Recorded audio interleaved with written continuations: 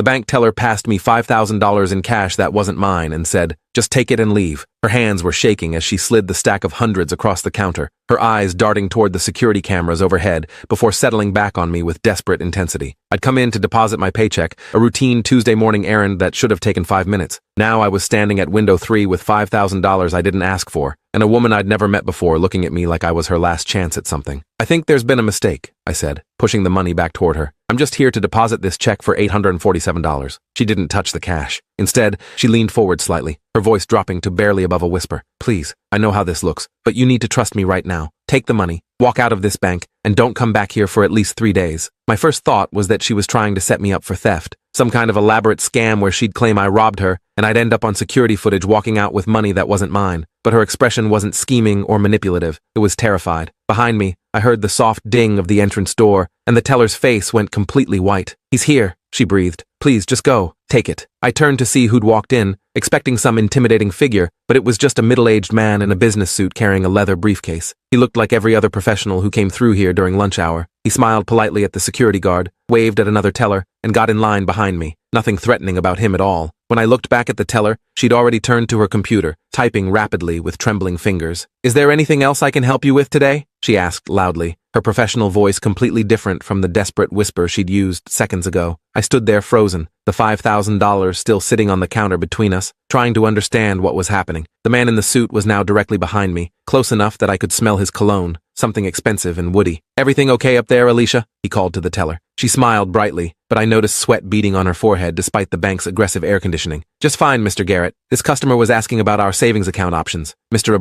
Garrett nodded approvingly and checked his phone. The teller, Alicia, looked at me with eyes that were begging me to play along. I'd never been good at reading situations like this, never been the person who picked up on subtle social cues or knew when something was seriously wrong. But something about the way she was looking at me, the way her left hand was pressed flat against her stomach like she was trying to hold herself together, made me make a split-second decision that would change everything. I picked up the money and put it in my jacket pocket. "Thank you for your help with the savings account information," I said, my voice sounding surprisingly normal despite my heart hammering. "I'll think about it and come back another time." Alicia's shoulders sagged with relief so visible that Mr. Garrett stepped forward, concerned. "Are you feeling all right, Alicia? You look pale." She laughed it off, said something about not eating breakfast, and he offered to have someone cover her window so she could take a break. She declined quickly, maybe too quickly, and I took that as my cue to leave. I walked toward the exit on legs that felt disconnected from my body, half expecting security to tackle me before I reached the door, but nothing happened. I pushed through the glass doors into the October sunlight, and the cool air hit my face like a wake-up call. I had just walked out of First National Bank with $5,000 that didn't belong to me, and I had absolutely no idea why.